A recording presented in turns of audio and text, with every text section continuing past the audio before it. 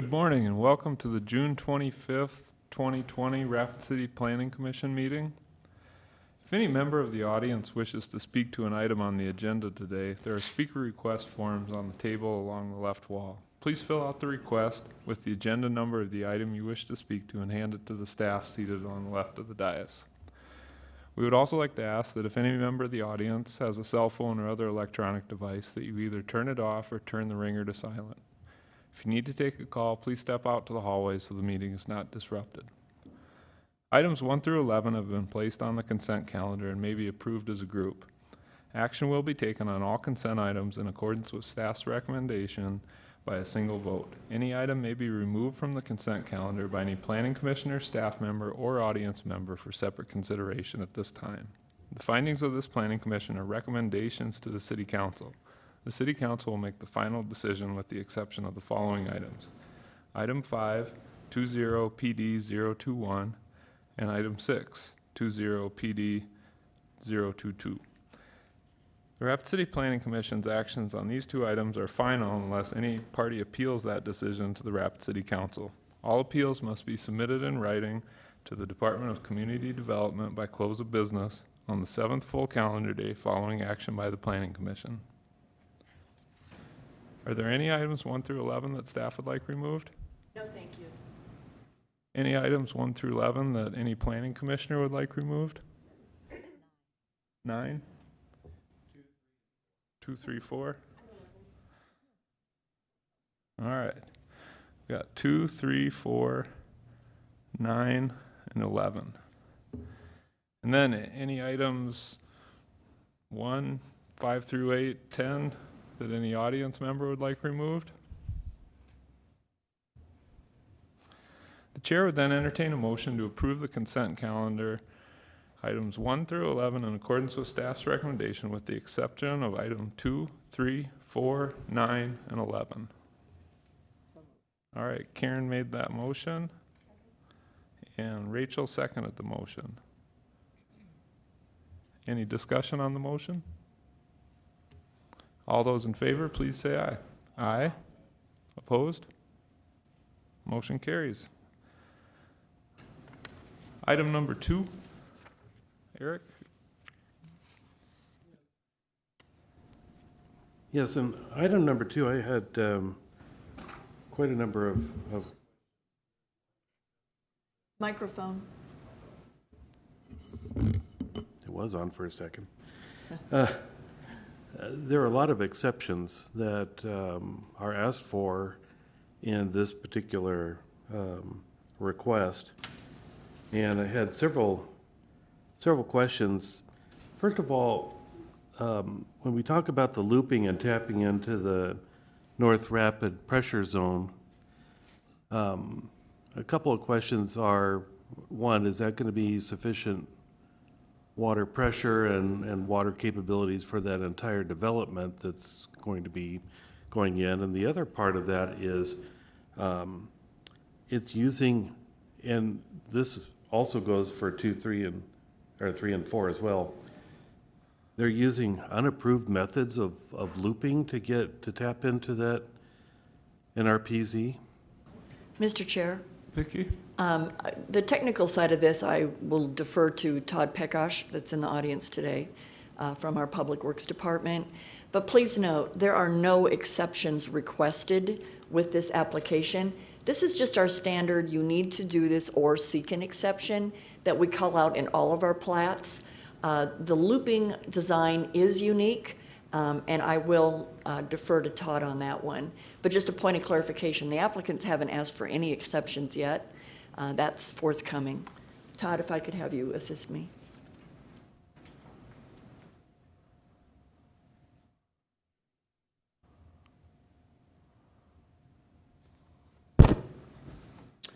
Sure. So the water main on the southeast part of the project is the North Rapid zone if you go on based on elevations.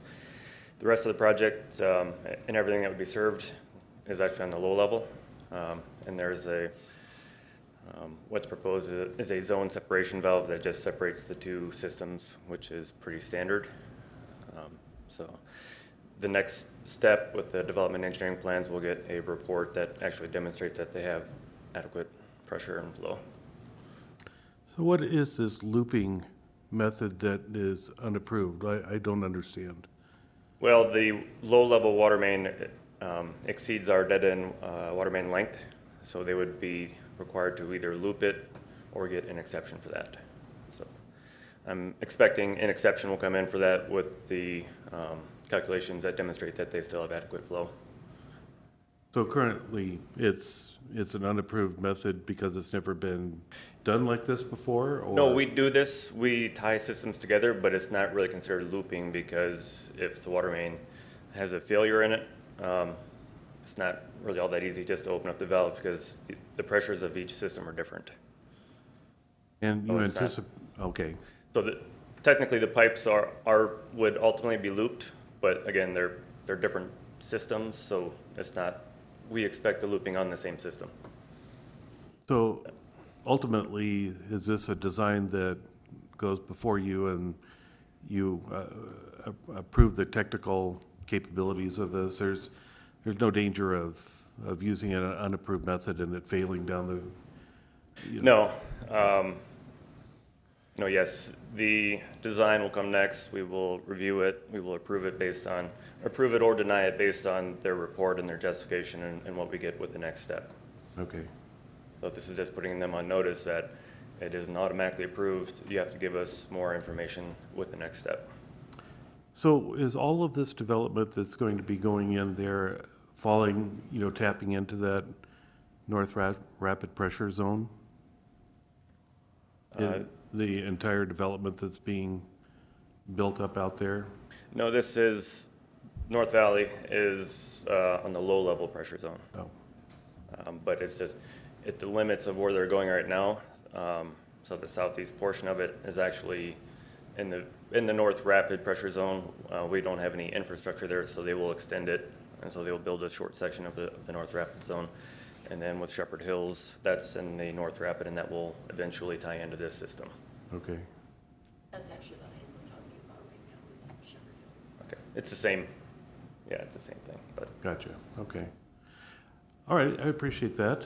I do have one other clarification. I thought they were asking for an exception, the way it was kind of worded in with single access streets like East Philadelphia, where they're going to have 89 units and only 40 were allowed per the current zoning. Mr. Chair, so in the report, we identify that with this phase of Shepherd Hills, it will result in 89 residential lots with one point of access. It does not indicate that they've requested that exception. Now, obviously, they're designing it, noting that, so one might make that assumption. But for them to go forward, that item has to be brought to council. Only council can grant an exception to the 40-unit rule. They have a master plan that shows with additional phasings that they will have the connections needed. So this would be a temporary request. May I go on to number 3? We should probably act on each item. If you're satisfied with your questions on number 2, I guess I'd look for a motion on number 2 then. Okay. Vince made the motion to approve item 2 per staff recommendations, and ERIK HEIKES seconded that motion. Any discussion on the motion? All those in favor, please say aye. Aye. Opposed? Motion carries. Item number 3. ERIK? And this is number 3 and number 4. There's going to be a zoning request from general ag to light industrial, but yet light industrial does not allow for residential buildings. Can you clarify that? Why that's being requested to light industrial versus like low residential district? Mr. Chair? So unlike Shepherd Hills, the one that we just reviewed, this plat has got light industrial lots, one light industrial lot, two commercial lots, and then on the south side of the street, there is a residential lot. So the property in question, where originally they came in with a master plan and rezoned without doing the design for all of the streets and utilities, and it married up with what they thought their lots would look like. After they start putting design on Mother Earth, many times that changes. We've seen it out at Orchard Meadows, we've seen it at Johnson Ranch, and now we're seeing it in North Valley subdivision in Shepherd Hills. The particulars of where the topographic division is sometimes alters those rezone lines. So in working with the future land use planning staff, they concur that the general concept of where we would have the industrial versus the commercial versus the multifamily, there's some wiggle room in there. So this is just kind of a cleanup so that they can actually match up those rezone boundaries with where the lot lines are going to be as a result of designing the infrastructure. By what I read in there, it looks like that's going to be, you're going to alter the definition for light industrial then in the future? To modify it to accommodate residential, because the way it stands right now, it says no residential. Right, there will be no residential in that. I read John's report. I did not read that, Eric, I apologize. But no, the rezone to light industrial would only be for light industrial uses as the ordinance currently stands. I thought that there was some mention of the multifamily units as part of that area being discussed for changing the zoning request. Mr. Chair? Vicki? So the rezone just speaks to the light industrial, but the associated plat does speak to the residential because they are creating an industrial lot, two commercial lots, and a residential lot. So again, the rezone is only on a portion of the property being platted, Okay. and then the plat addresses creating the individual lots. Gotcha. Okay. I think that's all the questions I had for number 3. Okay. Do you, does that cover number 4 as well, or do you? Yes. Okay. Mhm. I think we can take items 3 and 4 together then. I'd look for a motion on those 2 items. All right. Vince put his finger up, so I'm going to give Vince the motion. Vince made the motion to approve items 3 and 4 per staff recommendation, and Rachel seconded those motions. Any discussion on the motions? All those in favor, please say aye. Aye. Opposed? Motion carries.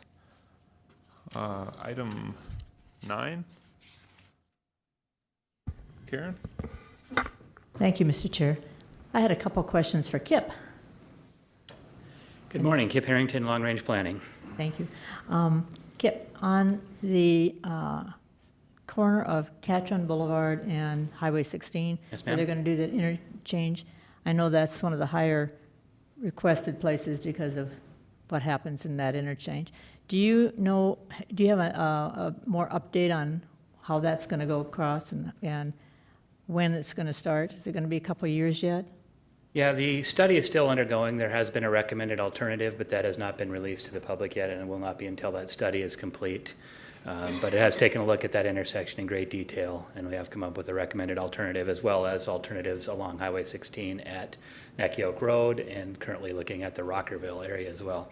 Pull up these TIP, and I believe it's not going to be included in the TIP yet. It'll be in the STIP, the Statewide Transportation Improvement Program, and it's coming out. The meetings will be in July, so please keep your eye on that. They'll be done virtually, I believe, this year instead of in person. But that's your opportunity to see what's in the plan from the South Dakota Department of Transportation. And there's just an 8-year plan. This is only a 4-year plan. So they go out 4 years, fiscally constrained, and then they have what's called the developmental STIP, which is another 4 years of projects they're trying to work in. And if my memory serves me correctly, I've seen the preliminary version of that, and this intersection, I believe, is scheduled for 2026 construction. Okay, thank you. I appreciate that. Also, I know because of the economy the way it is today, and I know a lot of things have been reshuffled and, trying to get the best things that we can do for the least amount of money that we are going to have. Do you know where the road or intersection of the road of 11th Street and South Street, I think it's South and 11th, or maybe it's South and 12th, that it might be South and 12th, where it was scheduled, I think, for this year or next year, and now I don't think it's on the schedule at all. There is a project to reconstruct 12th Street that is included in the Rapid City's capital improvement program, and that is scheduled out in, I can pull that up for you. Maybe.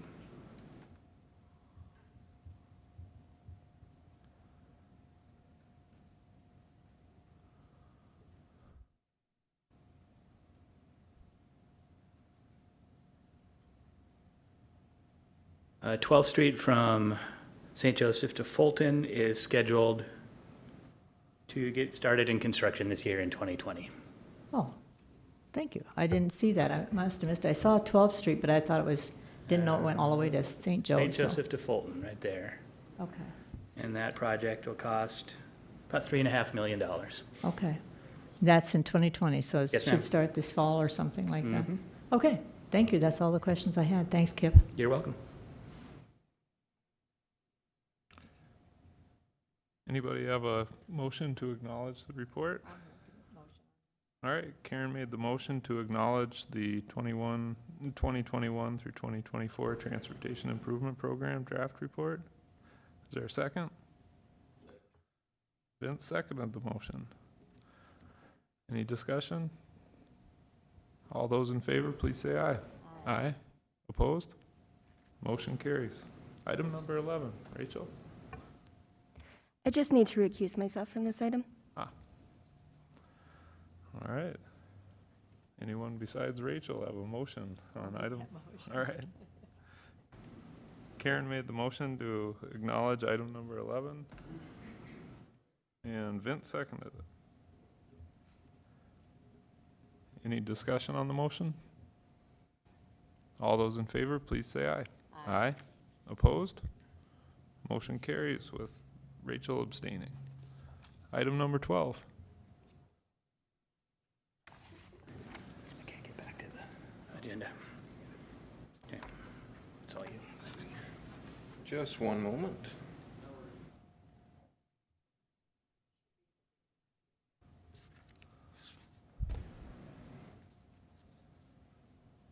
Okay, perfect. Item number 12 is an initial and final plan development overlay to allow an apartment complex at the property located east of the intersection of Nolan Street and Silver Street.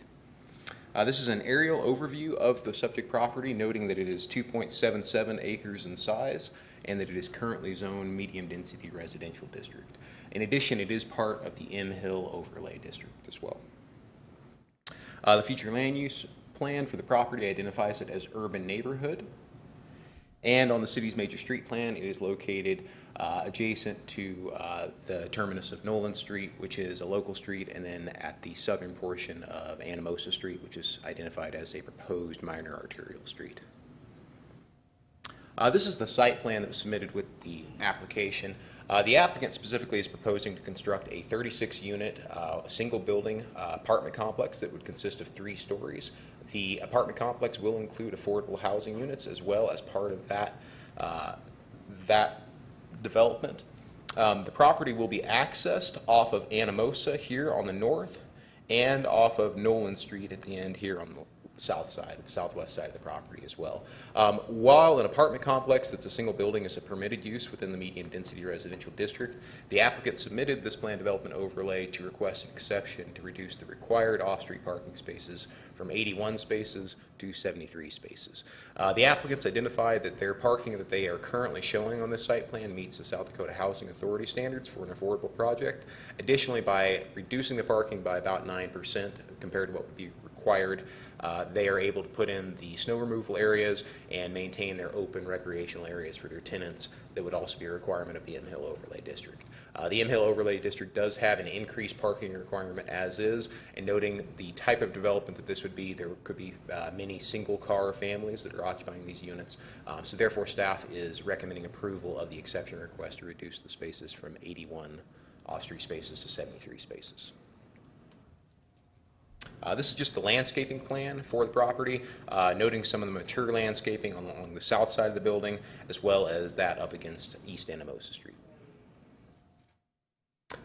This is the exterior elevation graphic that was submitted with the application, just noting that it'll be 3 stories, and because of the topography in the area, that'll be stepping down as the property moves to the south.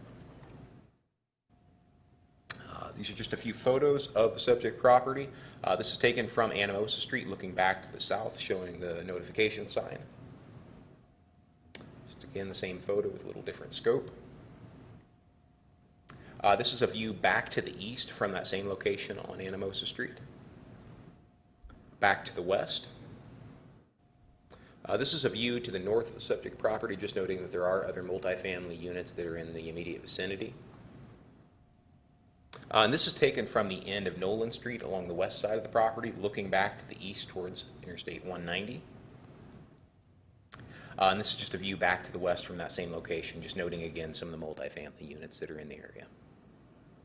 As such, staff does recommend approval of the initial and final plan development overlay to allow an apartment complex on the property with stipulations as noted in the staff report.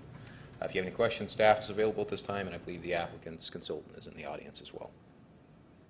Thank you. Do have a couple items or lights up. ERIK, HEIKES. Thank you, Mr. Chair. When I first moved to Rapid City, I lived in this area. It was really rough back then, and I see it's kind of up and coming. That's exciting. So, great mountain biking right out the back door there. So, question: the reduction in parking, would that mean what ratio would that be of unit per stall? So typically for a multifamily unit, the ratio would be 1.5 spaces per unit. In the M Hill Overlay District, that jumps up to 2 spaces per unit. Sure. In addition, there's required guest parking that would be 1 space per 4 apartment units. So that's where the total for 81 spaces came up. If we were to see this in any other medium density property, that requirement would be somewhere closer to 50 spaces or 60 spaces for off-street. So it does have a very excessive off-street requirement, and then based on the type of use that would be in this building, staff deemed it appropriate to support the exception request. Thank you. That answers my question, Mr. Chair. Thank you. Karen. Thank you. My question is, did you have any comments from the neighborhood? We did not. We didn't receive any phone calls, no emails. Yeah, at this point, we have not received any public comment. Okay. The reason I was asking is because I know that in that neighborhood, a few years ago, there was a lot of people that came out and said they didn't want any more apartments, and they were upset about the ones that were going in and that kind of stuff. I lived across the street, actually, on the other side of West Boulevard, on the other side of the east side. And so I know the neighborhood really well, but I just was curious that nobody had come in and objected, or at least had a question about it, so. Mr. Chair? Vicki. I remember that previous application, Karen, and it was a little bit further south from here, and there were some single-family homes in that particular neighborhood. And as John beautifully captured in the pictures, this is an area that is primarily multifamily. And I think that this will be a nice, clean addition. And to introduce some affordable housing to this neighborhood is definitely a benefit. So I, too, wondered if we would get some of that pushback that we saw several years ago, but we didn't for this site. Interesting, isn't it? Yes. But thank you, yes, it should be a nice addition, get, some of that area cleaned up a little bit right there, so thanks. Mike QUASNEY. Thank you, Mr. Chair. I think part of that, they were talking about going up into the hillside with some additional apartments, and I think that caused some of that pullback before. There was some negative as far as putting a bunch of apartments in, but they were also talking about going further up into the hillside, and that caused some of the, I happen to live in this neighborhood, so. Are we going to visit the traffic on, for example, on Nickel and Anamosa there? Right now, that traffic is pretty heavy. We've got cross traffic both ways. As far as maybe like a 4-way stop, is there anything that they look at the total traffic? I don't know if there was a traffic study done of any sort. I'll defer to Kip since he's in the audience. Let me just say that this does not trigger a traffic impact study based on our regulations as to what that threshold is. And I'll defer to Kip as to any street plans. Kip? So Anamosa Street is identified as a minor arterial, so we do expect significant traffic along Anamosa Street, as it is one of our major east-west corridors throughout the community. Again, this, as Vicki stated, an apartment complex of this size does not trigger the requirement for a traffic impact study, so none was submitted with this application. Our traffic division and our traffic engineers constantly monitoring traffic counts and intersection counts, so if traffic generated is enough to warrant a four-way stop, then that's when it'll be installed. Okay, so the process as far as getting that looked at, because I happen to have some personal view on it, and right now there are times where that Anamosa Street and Nickel, you're sitting at Nickel for quite a while, allowing traffic to go across through there. We readjusted the coming out of Central High School and up Nickel Street, and so you've got people coming off that way, and we've changed the traffic flow quite a bit. So at some point, I think it requires a little bit of a stronger look. I will pass that along to our traffic engineer. I appreciate it. Thank you. Thanks, Mike. Any other questions on item 12, comments to make? If not, I'd look for a motion from someone. All right, ERIK HEIKES made the motion to approve item number 12 per the staff stipulations. Is there a second? All right, Karen seconded. Any discussion on the motion? All those in favor, please say aye. Aye. Opposed? Motion carries. Item number 13. Here we have another routine ordinance amendment we're bringing forward. This one's for initial and final plan developments. A lot of it is cleanup, changing some wording, capitalizing. The big one we wanted to bring to your attention was number 4, where the intent years ago was that if there was a plan development designation on a piece of property, that you could still build a single-family dwelling on a single property that complied with the zoning ordinance without going through a final plan development. Well, it didn't actually say that. So now we're putting that in so that it specifically spells out exactly what is allowed to get a building permit. All commercial apartments, industrial development, if it's in a plan development designation, would still need a final plan development before they could get a building permit. But this leaves it so that areas of the city where we have platted lots, zoned low-density residential or medium density, and someone's coming in for a building permit for one lot and one house in compliance with all the land area regulations, that they can get a building permit without having to wait for a final plan development to be approved. So if there are any questions about any of the other specifics, we're here to answer those questions, and Wade did a lot of the work on this, so anything other than that one. So if there are any questions at this time. Any questions for Fletcher? I'll jump in. I had one.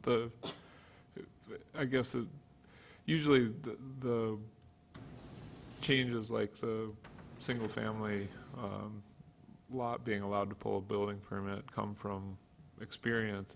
Can you point to a development?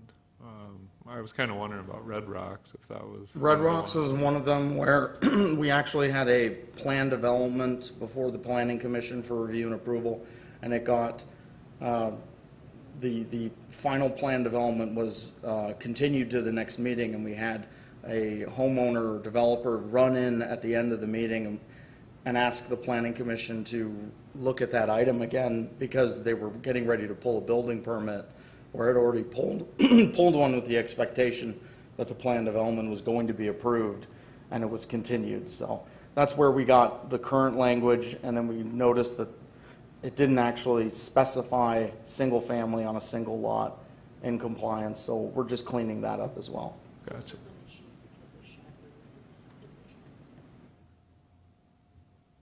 Any other questions for Fletcher on this one? Seeing no more requests, a motion. Anybody? All right, Rachel made the motion to approve item number 13. Is there a second? All right, Vince seconded. Any discussion on the motion? All those in favor, please say aye. Aye. Opposed? Motion carries. Any discussion items or staff items today, Vicki? Just one, Mr. Chair. Wanted to bring to your attention that this is Galen's last meeting. He's stepping down from the Planning Commission, and wanted to take this opportunity to thank Galen for his service. He has kept us on our toes in a highly respectful manner, and we've appreciated the commitment that he has brought to the serving on the Planning Commission, getting up early for as long as you did to come into these meetings, challenging us on issues that you sometimes differed from staff, but appreciating that you brought respect to the position. So you will be dearly missed, and thank you so much for your service. Thank you. Thanks. You guys have made it easy to prepare all these items for us every week, so keep up the good work. And like I said, I've had a great time here on Planning Commission, and just had to step down. So. Well, we'll miss having you. You brought a lot of knowledge and experience to the application review that you did, so we appreciate that. Any Planning Commission items from any commissioners? I guess I'd look for a motion to adjourn then. All right, Karen made the motion. And Rachel seconded that motion. All those in favor, please say aye. Aye. Opposed? Motion carries.